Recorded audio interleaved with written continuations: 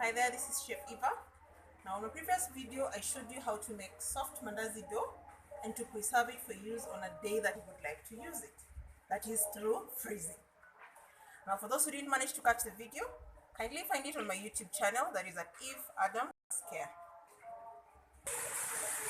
On this video I'm going to show you how to freeze your dough from the freezer, let it thaw and make your fresh mandazis.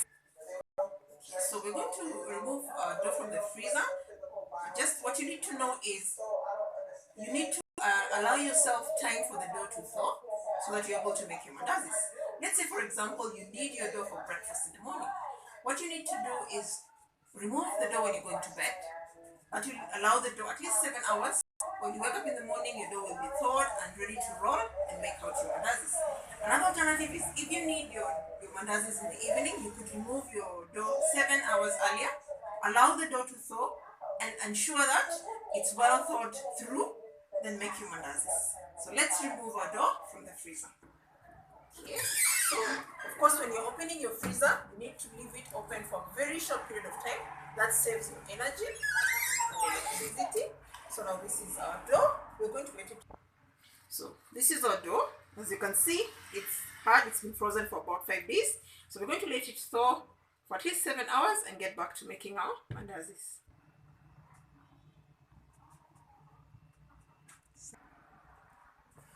Okay, so as you can see, this is our dough. It's well thawed, it's soft. So we're going to remove the cover. As you can see, it's still as soft as it was yesterday, maybe even more because it's rested. Add to the softness of your mandazis. Now once the cover is off, put some flour onto your surface. Flour, since the dough is soft and you don't want it sticking onto your surface or onto your hands, then empty your dough onto the floored surface. You can see how smooth the dough is. So this is really going to add a lot of value and softness to your mandazis. It's going to prove better, improve on the shape of your mandazis and actually make them look and taste nice. So add some more flour on top of the, sure it's easy to handle since it's a soft dough. Good. So once your dough is well flat, divide your dough into, told you one portion of mandazis makes you 12 pieces of mandazis. So we're going to make 12 pieces of mandazis and you need 2 bowls. So there we go, we have our 2 bowls. So we're going to leave our 2 bowls to rest as we put on the oil on fire. Okay, so now remember we left our bowls resting. Now do not roll your ball before the oil is hot. We have our oil. As you can see, it's on fire and okay, so as you can see our oil is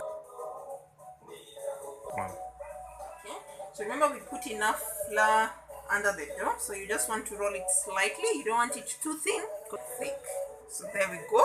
So this is the thickness that we're looking for. So your mandazis are not too fleshy and they're not too thin.